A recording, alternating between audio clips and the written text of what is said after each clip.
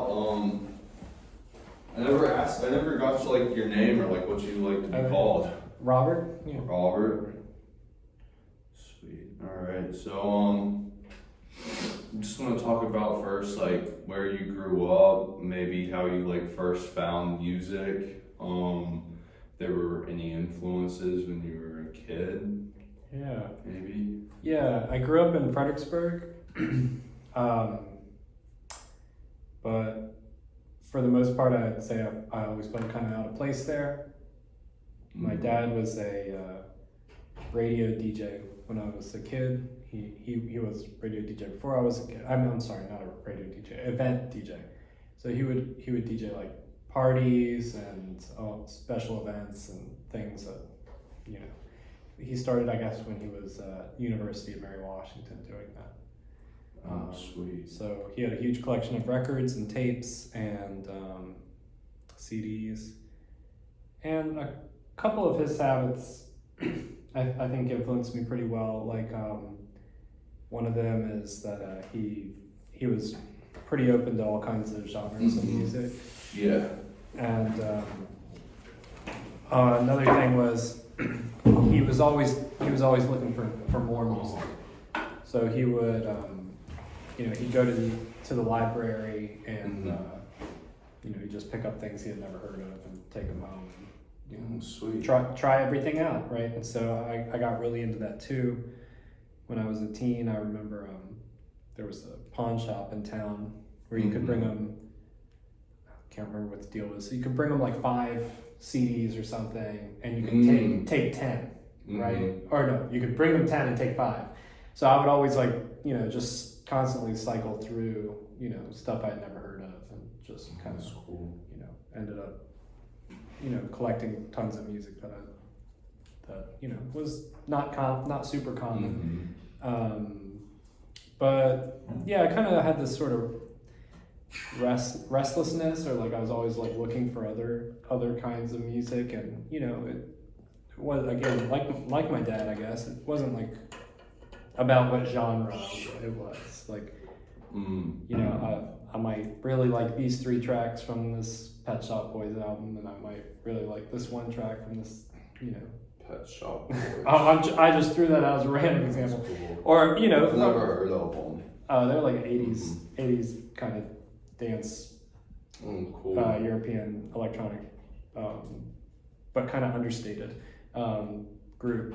Or it might be like a Madonna album or something, and it had 1 track I really liked. The rest I didn't really need. And a lot of things were like that. Like I'd say there are probably hundreds of albums where I like one song a lot. Oh yeah. And there are probably very few albums where I really like the whole album. Yeah. And so I just kind of I developed this sort of pick and choose kind of mentality about music. And, it might even be I really like this part of a song and I really don't need the rest of it. And I think that kind of came from my dad's experience with DJing, that kind of taught me that it was okay to kind of pick and choose like that. Pick and choose, yeah. Yeah, and so like they're cassette tapes, mixes I made when I was like 4.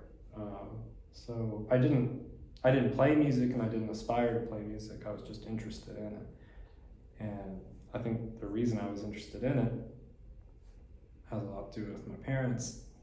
My mom was from Nicaragua, and she kind of like, in a lot of ways, kind of, she had a way of living when she was a kid, and when she came here, she made a break with, out of necessity, kind of made a break with a lot of that. And so, so I kind of, I had a feeling that I didn't exactly fit in here. It wasn't like exactly my place. And so music kind of was a place, it was like an imaginary place where I could like find little bits that made me kind of feel, at home or something. And that's what I was always looking for, was like that, this kind of like sort of nostalgic quality in music, like stuff that sort of gives you a feeling that you're, kind of creating an illusion of a place you'd like to be, or something like that. No, I definitely feel that. No, I'm the same way. I really enjoy, I'm a German minor, so I studied abroad in Berlin, and I love their techno scene and like the European techno music. So I definitely get like the piece about like liking just like one song out of an album, not the whole album. And I think that's really cool that your dad was a DJ and that he really exposed you to like all these different types of music. I kind of had a very different growing up. My parents were very just religious and strict. But yeah, and then with your mom, you talked about a sense of like out of placeness and also like nostalgia. Could you like elaborate on that? Is that like more of a homesickness type feeling? It is. Yeah, and my mom, as far as music goes, is kind of interesting too, because if you asked her, she'd tell you she doesn't like music. That's interesting. She's one of those rare people that, you know, she might like 10 artists and that's it. Like, and she would never think to put anything on her own. You know, someone else would have to be like, Leonie, is there any music you'd like to listen to? And maybe she could think of something. Probably she'd say, no, I'd rather not. Yeah, she's very, very. They're, you know, my parents are very not art or music minded, or not creatively minded in that way. They're both like really into problem solving, but they're like more practical, and you know, their problem solving is creative in a lot of ways, but it's more like practical applications. They're not really thinking about anything creative in the kind of art sense. In fact, I'd say my parents are kind of close to anti-art. So that wasn't like encouraged or anything when I was a kid so much, the music and art stuff. And I didn't start playing any instrument until I was 13-ish. Yeah, that's leading me into my next question is you're talking about like how your parents are more problem solvers and you're more creative. How do you think like you kind of latched on to that creativity? Well, and like also that like is like how you got into music and I started playing instruments. I think I'm actually problem solver type too. My mom definitely has some OCD. I definitely have more OCD. Same. And my son, who's 4, he's got OCD for sure. So yeah, there's definitely some OCD there, and I think in some ways music kind of works like problem solving as a kind of problem solving practice for me too. Like if it's problem solving.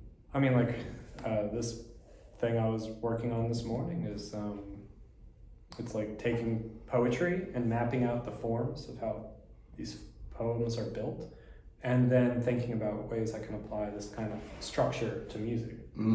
So, you know, it's kind of like problem solving, right? It's like a puzzle like almost, or you know, like, except that it's not like trivial. It's like these things really work when you hear them. When you hear these poems read, they really work the way they're put together. And I think, well, you know, there are certain ways that music really works, and if you tinker with it enough, you know, you can make something good.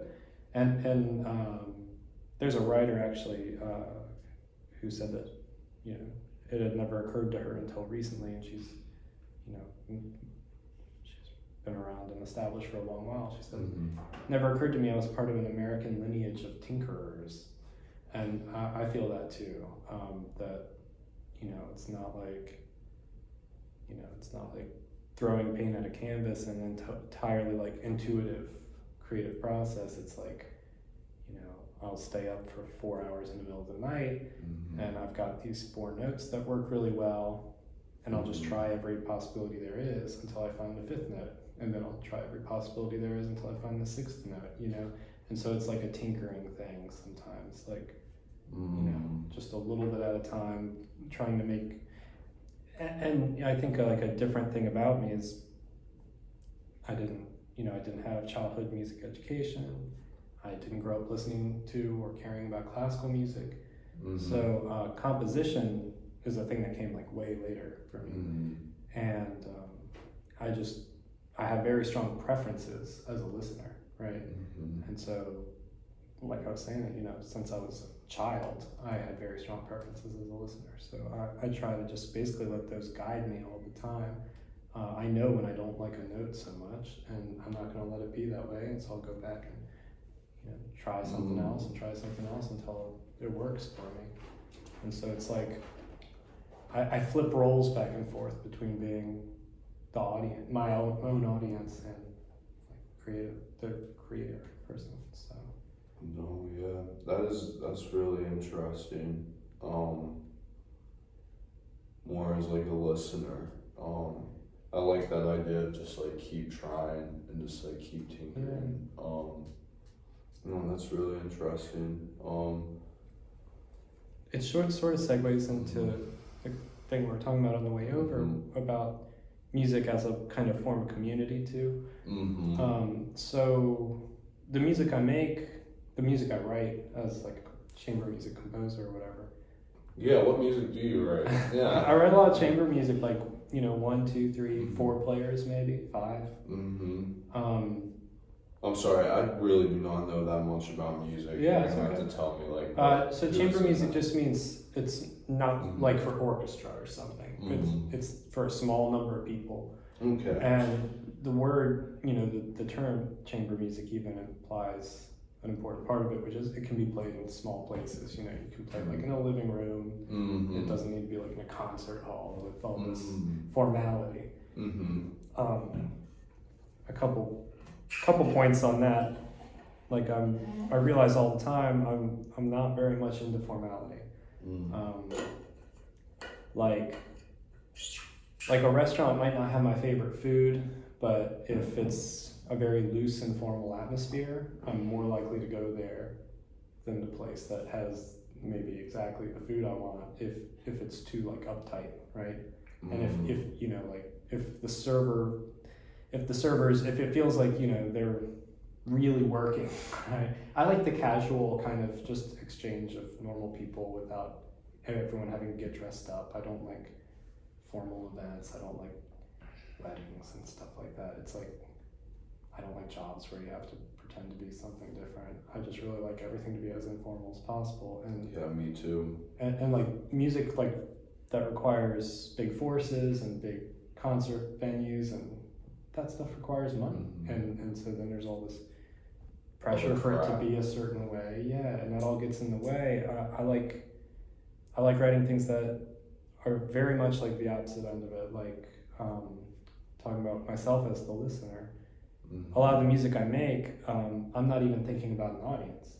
I'm just thinking about the player, so, or the 2 or 3 players, and I want them to have an experience with themselves or with each other, and I'm not really thinking about, I don't really care if they play it for someone else.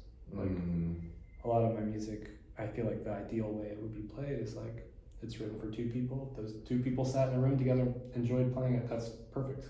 It's not really doesn't have to have. It doesn't have to be some big thing. Yeah. Yeah, I feel that. I feel like there's a lot in our society, especially like the more you go up with like you're talking about like the money and expensive things. Like there's more of this, more or less, this idea of like perfection that starts getting attached to it. I think that's interesting because I think about that a lot too.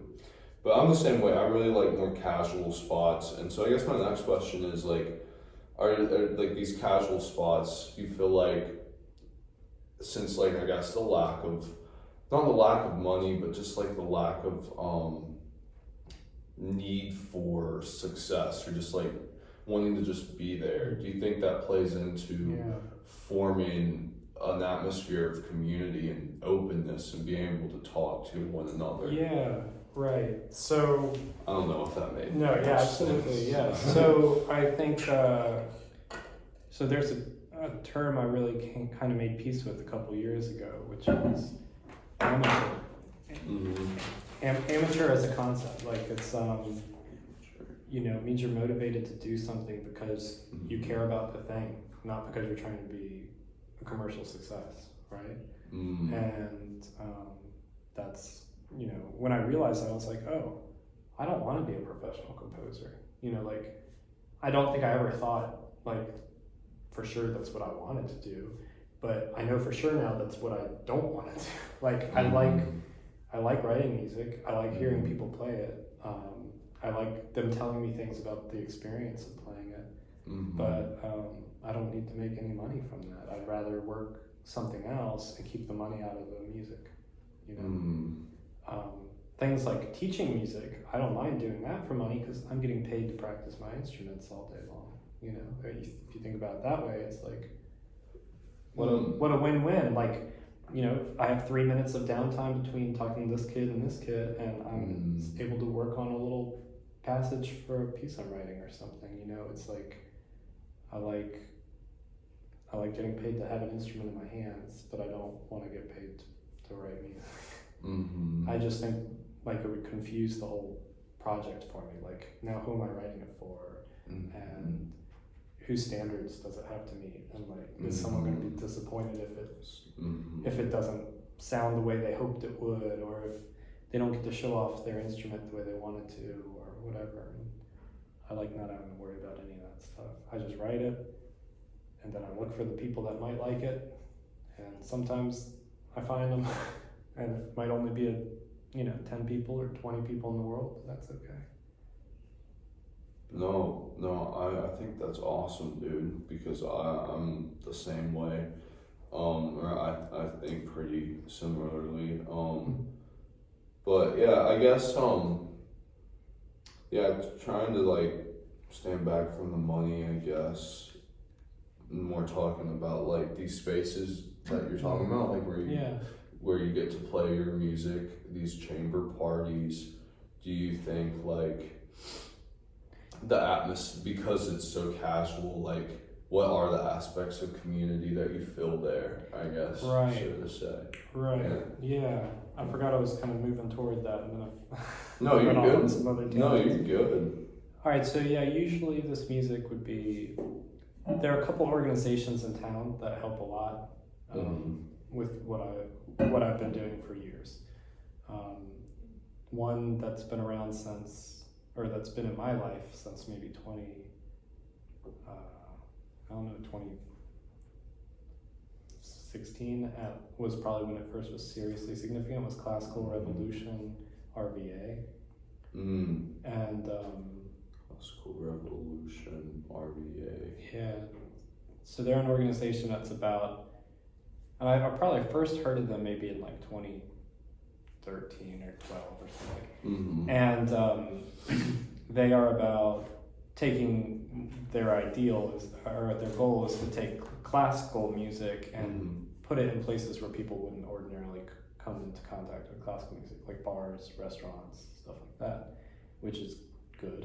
It's working toward that goal of things being less formal, more casual. They don't expect the audience to sit quietly and, what I mean, be well behaved in this pretentious way that you would if you were at a concert hall. Oh, that's cool. So I like that.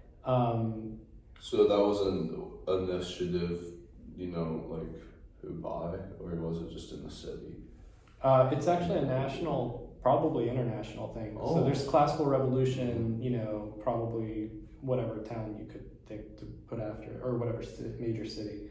There's probably a Classical Revolution in San Francisco and Classical Revolution, Philadelphia or something, right? So it's like a kind of loose organization like that. That's interesting. We've talked about in my class, like, Andy's talked about like, just like different, and like in our readings too, just like different things in music. Like there was a music census in Birmingham in the UK that we had a reading on. And it's kind of the same thing that he's doing. So it's just like interesting to see like these, like with music, there's so much stuff that happens locally, but also like internationally. Right. Yeah, so this is maybe like somebody came up with this concept, and then it's up to the community to just make it or not. And so there is one here, and So how did the community here make it? Like how did I'm not really like involved on that level. I assume that mostly everyone's a volunteer. volunteer. Yeah, we don't have to talk about it if you don't. Oh yeah. I assume they're mostly all volunteers. Maybe some people make some kind of small salary or something, but they have like a board, and you know, there's it's an organization. But you know, it's really people who are music professionals or very serious amateurs, which that's the term I ended up liking, is serious amateur. And you know, they put together these monthly events and all kinds of other events, and they do like a few festivals a year and stuff. And then in the past year, the organization, locally that's been a really huge help to me, is called RVA Baroque, BAROQUE. And that's the one that was mentioned on the sign at the entrance here. So they promote historic music, which is mostly music from before classical, the classical era. So, you know, when you think of classical, you think Beethoven, Mozart, whatever. Their stuff's kind of like Bach and earlier is what they focus on. And for me as a listener, I associate a lot more with that music. I don't really know classical music very well. I don't know very much Beethoven, don't know very much Mozart. I hear it and I forget it immediately, like it just goes in one ear and out the other, and it's never really been stuff that really motivated me at all. So yeah, like luckily for me, Classical Revolution, RVA, their definition of classical is pretty loose. So, you know, me composing new music, you know, they're interested in promoting that because, you know, there are not a ton of people composing music really, and definitely not a ton of people composing music that's like. So you mentioned, so you like doing older music, so this genre is like historical. Yeah.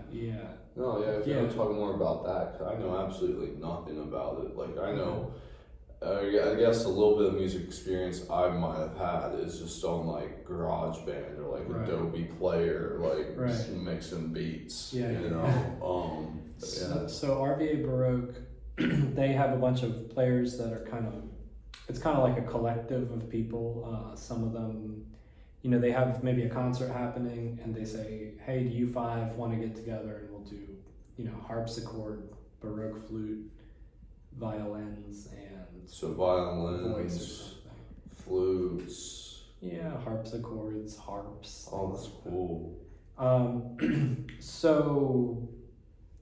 So yeah, I like the sounds of some of these older instruments a little bit better, and there are a lot of reasons. Sort of maybe partly because it's a little more,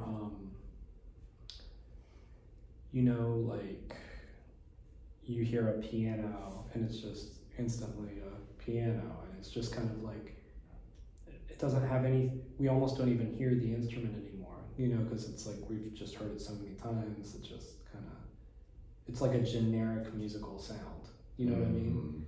But if you hear like a harpsichord or like a clavichord or some other historic keyboard instrument, your ear kind of perks up a little bit, and even if you don't love the sound right away, it's like, that's definitely a different sound wave. Or like different going on. The way guitars are built now, and a lot of instruments are like this, you know, to be more standardized and to be louder is a trend of the last 120 years or whatever of instrument making.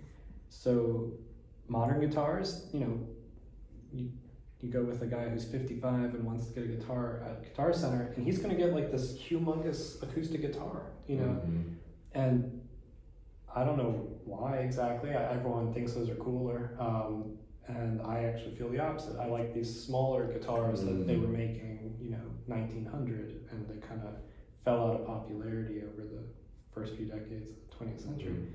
But parlor-sized guitars really sound great to me, and I think a big part of the reason they switched the design was to make things louder. You can't play a concert hall with a parlor guitar, especially before the days of microphones, right? So, same thing with keyboards. They wanted to make them louder. You gotta have a metal soundboard with more strings, you know. But like the old instruments sound cool. They're just not as loud, or they're not as standard, or they're not as easy to repair, or because we don't make them in mass production, right? Yeah, and it's like that with all the instruments. So I have a piano, but it doesn't have 88 keys. It has fewer keys. It doesn't have 3 strings per key. It has fewer strings, and consequently, I can actually load it almost into a car almost by myself. With one person helping me, I can load it into and out of a car. It's acoustic, piano, upright piano.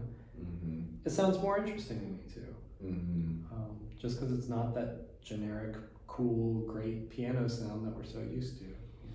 No, I think that's really interesting. That's something that we've kind of scratched on. Well, definitely dove into in my class, because we were learning like Balinese music and music from like Eastern Asia, and just really learning and talking about how like there are some sounds in music that like Western notation just can't really account for. Right. And so it's like, what is music then, and there's just such a bias in Western music to be steered towards that notarized, standardized form. When there's so many different ways of experiencing music and so many different ways of creating music. So that's an interesting way of like angle for this. Is like I guess maybe it has something to do with that same aversion to formality, but like I have a sort of aversion to standardization, and like for example, like a thing that doesn't work for me about a lot of classical music is they're using mostly these particular major and minor modes, major and minor scales, and when they're using them, which is like basically all the time, you never have any uncertainty about what's happening. It's like the melody might do this, but in between there are all these notes, so you always hear all the notes. You always know where you're always oriented all the time. And if you ever get lost, they give you this dun dun. So it's like it's always telling you like where to go. There are tons of cadences. There are a lot of devices for orienting you and like making sure you're not lost in different ways. And even if they're like trying to build the excitement, they'll usually do it by just adding more details and stuff. But generally, you always kind of know where you are. Some of these other musical traditions, one of the things I really like about them, and part of the reason I don't gravitate toward classical music, but more to like international folk and traditional music, is because if you're only working with 3 or 4 or 5 notes, there's a lot of ambiguity about, kind of what the mood is, what the you can like improvise too. Well, yeah, or even as a listener, the listener gets to hear it different ways, right? It's not like beating you over the head with its intention, and I really like that a lot, like that, and so when I'm writing music, like I said, a lot of it's influenced by earlier musical styles. A lot of times you may only use like these 4 or 5 notes primarily for 30 seconds or a minute or something, and then you kind of shift somewhere a little bit different, and then you might like kind of shift back, and so you're never giving too much at one time, and it kind of gives the ear like room to interpret things a little more loosely, and like the other stuff starts to sound kind of, I don't know, like it's this whole chain of things. You've got standardized instruments, standardized scales, standardized notation, and like Westerners almost don't know what to do with the music if you can't write it down, and if we can't record it, if we can't record the experience of it, then we absolutely don't know what to do with it. Like, we really suffer from the did it really happen if no one made a recording? You know what I mean? Kind of cultural problem. It's because we're so used to thinking about products, right? Yeah. And so it's like kind of all back to like industry and standardization stuff. Like, if you can't make a product out of it, did it even happen? Mm-hmm. But anyway, so that kind of connects to your question about community. Yeah, that's what I was gonna say next. Because really learning about like different cultures in my class. We went to a Balinese concert last night, and like their music is so different. Like it can literally go so many different ways. Like one song is not like a set song. Like they can improvise different melodies or different things that they want to do, and it's absolutely insane. And they're not looking at anything, Right? you know, like it's completely coming from them. And like Westerners, like we can't, if we're doing music, you have to be reading something, you know. And I mean, I did band in middle school, and I mean, I didn't really enjoy it, and I think just from this conversation now, I'm starting to realize that's probably why I didn't enjoy it, was because of that standardization and not really like getting to like flow with the music. So I guess my next question is about the community aspect, and do you think I think it's creating music like that creates community? So you've kind of posed it 3 times, and each time I kind of go on a tangent. So okay, I'll try to go straight for it this time. So as many tangents as we want. More tangents, the more information I get. So like I said about writing music, like this piece I've got here, it's for this music that's written for a solo player.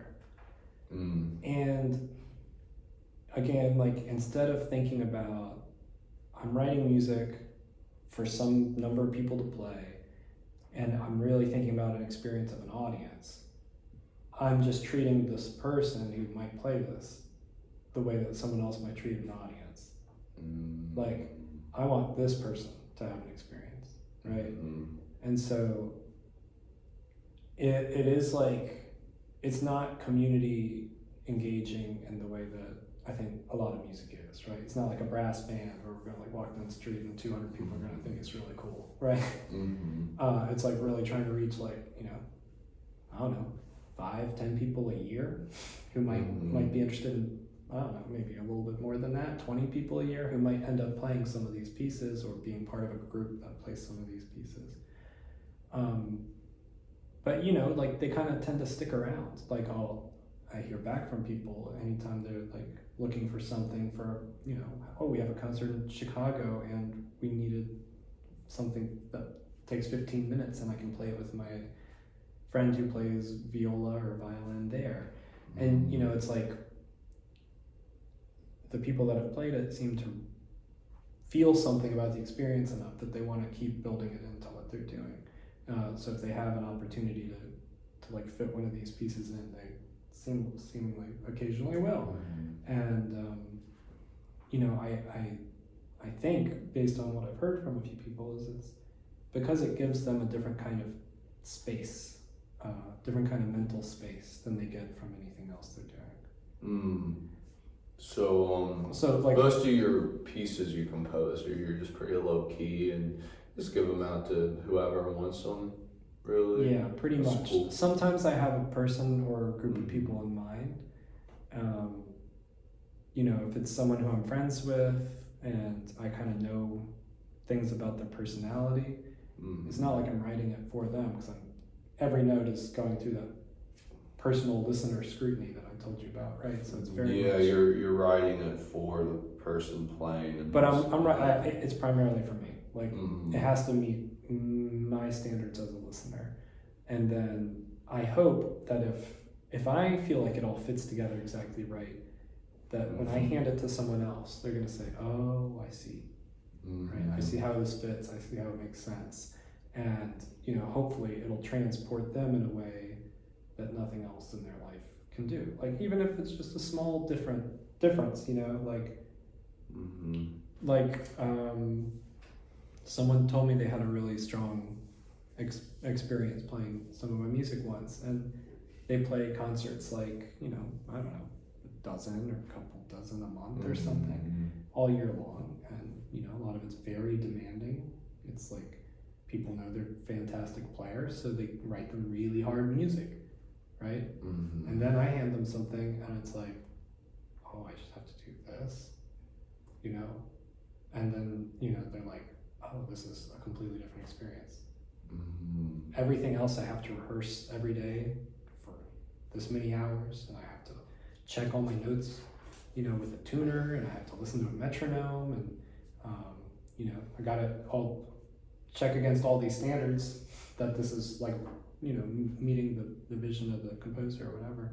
And then you give me this thing, and it's just somewhere I can kind of like escape into something different for a while. And I know there's other music that must have that effect too, but it's more about like I don't want to put words in your mouth, but kind of, I'm gonna get more to the, like, what's like the feelings or like the emotions that come up from like playing music. Like you said, like when you're writing music, you're doing this like with your ears, like you're doing this so that it sounds perfect for your listener and for your own self and what you think is the best, rather than for some audience or for some other person. It's more about that experience. What type of like feelings or emotions do you think are attached to that? Does that play along into like the filming a community too? Yeah, so I had someone suggest as advice one time. They're like, you write all this music that's like restrained and kind of ambient or something, and maybe you need just to practice writing music that's just got some action, and he's like, don't worry about every single note, just have some key points, and in between just fill it in. And that is so not a method I even vaguely can relate to. Like, if I was just gonna fill some time in with some random notes, like I'd rather, like, I don't know, leave them up to the player to like, to do it based on how they felt in the moment or something. Like, why would I just arbitrarily put in a bunch of stuff to just fill up space, fill up time? And I think, a lot of things... I think that brings an interesting point of just like the culture we live in, really. Yeah. I think that's just interesting. Well, people really are into, in the world of composed music right now, stuff that has this kind of, the word I've been using for it is motoric, things that feel like they're moving almost like a machine, like just this kind of churning of steady notes and stuff. And I can see, like, I could envision, or I could hear in my mind the kind of music this person was describing to me, but it's not something I would ever listen to, so why would I try to write it? It just doesn't make sense to me. If I'm so picky about what I listen to, why would I spend weeks or days or months or however long it would take to write a thing that I don't even want to listen to? Like, it just doesn't make sense to me. Yeah. So yeah, I go very hard in the opposite direction. It's like I only make things that I would want to listen to. And if I start to feel like part of it makes me cringe in any kind of way, then I'm either gonna kind of take it out of what I consider in my mind to be my catalog, or I'm gonna like edit it until I feel like I fixed whatever didn't work for me. I don't like to just leave things and move on. If something ever stops working for me, I'll go back and tinker with it more, because the whole process is tinkering from the start. So doesn't matter. The source could be from 2015, and there's no reason I can't go tinker with that now. Yeah, no, that's true. I feel that way about some things. So it's like kind of like when those things like it's never unfinished, kind of. Some of them I know they're finished. Some of them just much more to do with it. Yeah, and sometimes too, it's like it'll change when I hear people play it. Like maybe someone will play something wrong, and I'll think, oh, that's better than what I wrote. They got that rhythm wrong. It was actually really interesting this way, or they got the wrong note here, and that was actually cool. So yeah, there's some looseness in that way.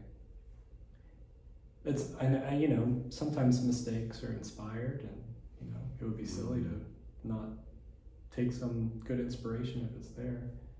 So anyway, pay attention to what people do when they rehearse or perform things, and definitely to tinker with little details again. No, I think that's really just like a heart of a true artist, honestly. just be open and like I don't know. I just think about like when I was in band, like my musical experience was just like, oh, if you got that wrong note, you know, like it's just like Yeah. But you're completely. I think It's a you're different completely right. situation. Just if it's like. Well, in a band, you have a whole bunch of people depending on you. Yeah. It's different, right? And that's why maybe I like small groups, because you know, you don't have 40 people depending on you. You got like 3 people in the room with you who you're kind of friends with, and you know, it's easy to renegotiate things. Like this part should be longer. Oh, okay. You know what I mean? That's like so much easier about negotiation. Yeah. And you know, the thing doesn't fit together like again, kind of mechanistic when you have a big group or a band or something. Everything locks together a certain way, and there's not as much flexibility there.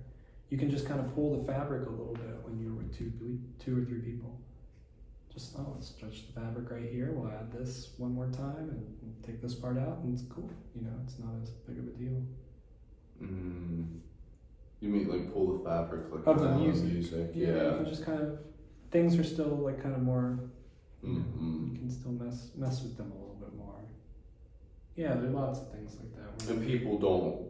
Would you say people don't care as much as when it is a smaller group, because you can just kind of make those changes together? Yeah. Whereas like a larger group, I see what you're saying. It would be a lot like, tougher to. You'd have to rewrite changes. every part if you wanted to do that, and that's a lot of, you know, like, man, who wants to rethink the snare drum line or whatever? Like, it's a lot of work, you know. Yeah. Sweet. The fabric of the music is looser to start with, right? And then it's easy to kind of skew things around a little bit if it sounds better that way, or feels better that way. A lot of times, what feels better sounds better. Yeah. That's a thing I try to think about a lot too. It's really cool. Yeah. So community engagement. Yeah, and like I guess how this kind of relates to community, and also I don't know how open you are talking about how you kind of used music to kind of fill this out of placeness feeling or nostalgic. You can say as much as you like. Yeah. So like I said, it's you know, it's about creating something I can escape into for a while. Back to the question of whether or not, if a thing can't be turned into a product, did it really happen? That question. In a way, it does matter to me whether I can make recordings of things, and the reason it matters to me is because it matters to me as a listener.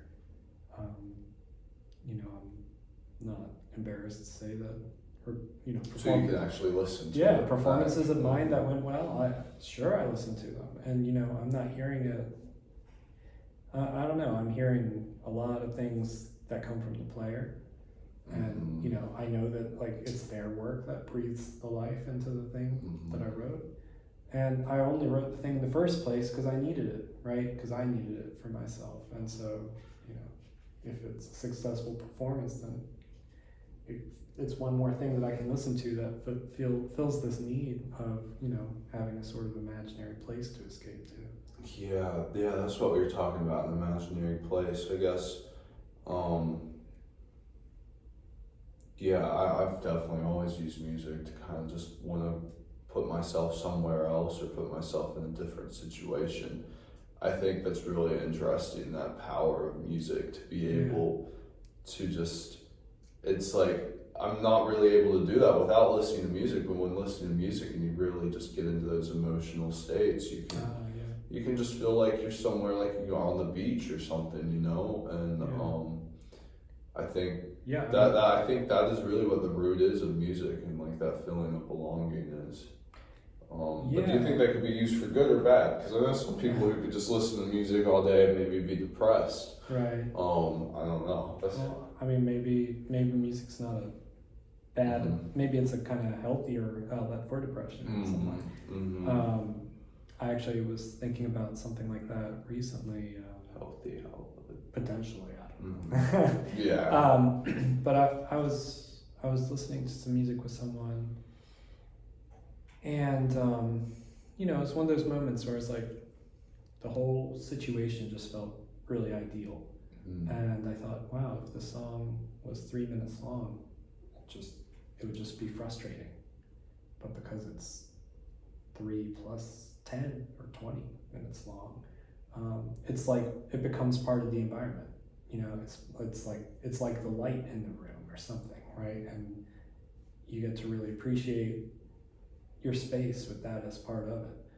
And you know, I guess that's like one of the, it sounds like a very basic goal of like something like ambient music, right? But yeah, I like art that you can live with for a while. And lately, I don't know, I've been experimenting with writing these really short things, but you know, at the same time, it's like short things just kind of feel like a tease, and I really want certain kinds of atmospheres or environments to just, you know. So you definitely like longer music? I do, yeah, as a listener especially. Yeah, me too. I'll be listening to like remixes or like stuff that's like elongated or something. Yeah. Or even honestly, I mean, I'm definitely someone who puts on songs that we've all heard on the radio, but listens to them at 85% speed or whatever. Like, a lot of music works better for me that way. Like, you know, I like it to still hold together, not turn into just like an ambient, you know, soundscape. But like there's certain songs that maybe I grew up hearing, and I'm like, when this is slower, it's better. I get to enjoy it for 6.5 minutes or something instead of 4.5 minutes, and you know, that's satisfying to me. Also, I don't always want to hear music at the same speed. I notice, like, depends what time of day it is. If it's 2 a.m., I have maybe different, you know. Yeah. Maybe I want to hear a song really slowed down that at noon I would want to hear a different way. No, I think that's a good point. And I think it's a good note to end on. Unless you have anything else you'd like to add. Yeah, I guess just a couple of things to tie it back. So community engagement. There will almost always be at a concert a couple people, you know, 2-3 people who say like, oh, I had some kind of a experience with that music of yours when this person played it today. And, you know, sometimes they say stuff that's like, you know, way heavier than I'm qualified to comment on. Like they'll say, you know, I'm grieving, you know, my spouse's death or something. And this really gave me somewhere to chill out for 20 minutes, right? And that's gotta feel meaningful. It does, and it's complicated though, because you know, you asked about what kind of emotions do I want to write into the music. I don't really know. Yeah, I don't always know. That's cool. And for myself as a listener, and you know, as the person who's a lot of times up at 1 a.m. till 4 a.m. working on a piece of music, I'm just fulfilling the need that I have that hour, you know.